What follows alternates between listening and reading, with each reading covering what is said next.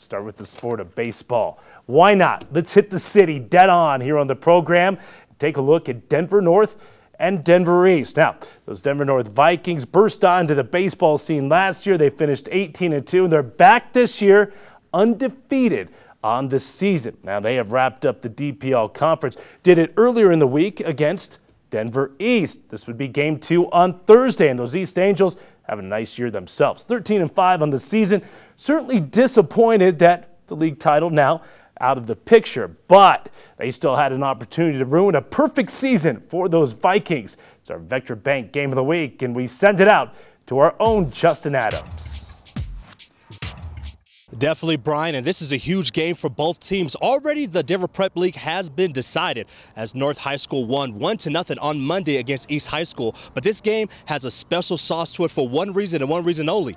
North has a 35-game conference winning streak on the line in their season finale. And there's two guys that you got to take a look at. But let's first start with the East Angels. And you got to look at Moses Dokes. This kid bats .500 on the season. He has 27 hits. He also has 15 RBIs. Oh, and did I mention he's just a freshman? This pup has a lot of work to do today if he's going to take the Angels over the top. But on the opposite end for the North Vikings, how about Judah Wilbur? This individual has a .522 record, 4 home runs, and 24 RBIs as well as he leads the North Vikings. So both teams are ready to go. Will North be able to complete the undefeated season? We'll come and stay tuned as we find out on the XFINITY Sports Report Game of the Week. EA, baby! Let's win this dumb goal, baby! Hey, East up 3! 1, 2, 3, East!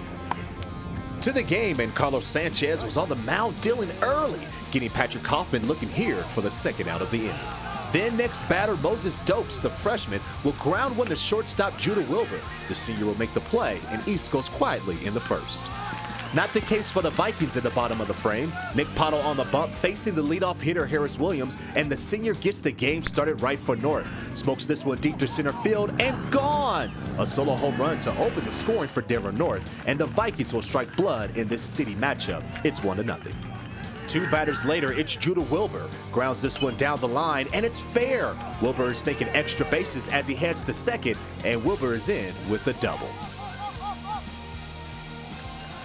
Still in the first, now runners at the corners for Jose Robles. This ball is crushed to left field and goes off the wall. Wilbur is coming in from third to score the second run of the game, and Laz West is headed for third. He is in there safely, and it's 2-0 North.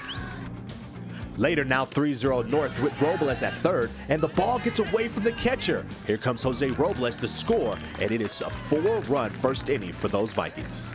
To the second, Angels with something going. Runners at first and second for A.J. Naha, and the East catcher will fly this one to center field. Easy play for Harris Williams, and the Vikings are out of the jam. And we get a look at the crowd on the north side for this one. What an atmosphere for DPL baseball on a sun-drenched Thursday afternoon. How about that? Let's fast forward now into the third. Vikings with the runner at first as Nick Pottle steals to the plate. Runner goes, and look at the throw by catcher A.J. Naha. Guns down West trying to steal second. Tag applied by Stephen Hardin, and we're through 3 innings with North holding on to a 4-0 lead. Top of the fourth inning, the right-hander Carlos Sanchez is pitching well. 2 down and nobody on for Ashton Kinnapel as Sanchez gets in on his hands and pops him up. Robles makes the easy play at second for the out.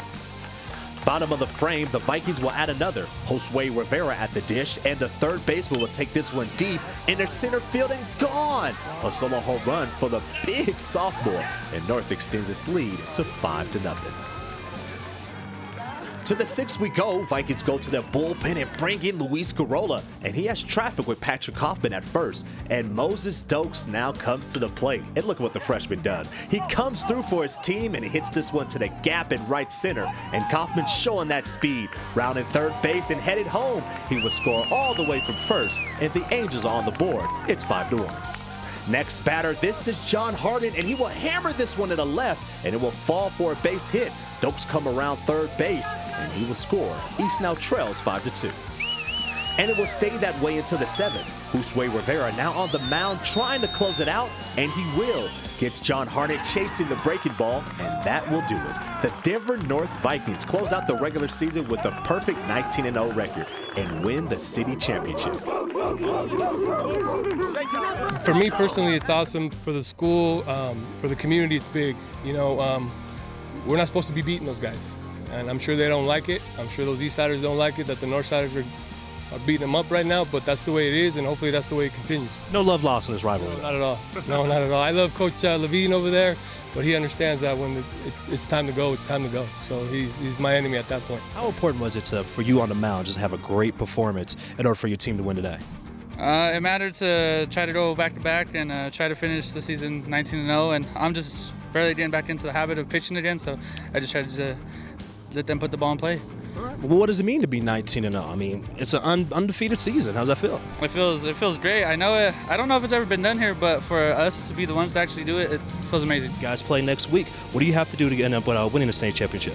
I think the biggest thing is don't change. Don't press too much. You know, our swings need to stay the same. Our approaches need to stay the same. I mean, we have some things that we need to tighten up, obviously, but it doesn't need to change up here.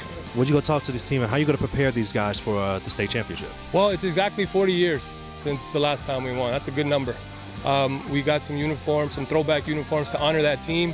It's not only for them, but it's for the whole community, and it is time. And I think we showed today, and we showed throughout the season in the last couple of years that we have the pitching staff, the hitters, the runners, the coaches, the community, the administration, the alumni, etc., to get it done. So history was made right here at Denver North as they won their 36th consecutive league game. That dates back all the way to 2015. But now it's time for the second season, and Coach Ernesto has sent out a challenge to his team. He says, look, now we are the kings of the city, but now it's time to be kings of the state. And if they want to do so, they'll have to go through the 4A playoffs. We'll see if they could do so and win their first state title since 1977. For the XFINITY Sports Report, I'm Justin Adams. All right, Justin, appreciate that. And yeah, Denver North finishes the season at 19-0. It's now on to the district tournaments.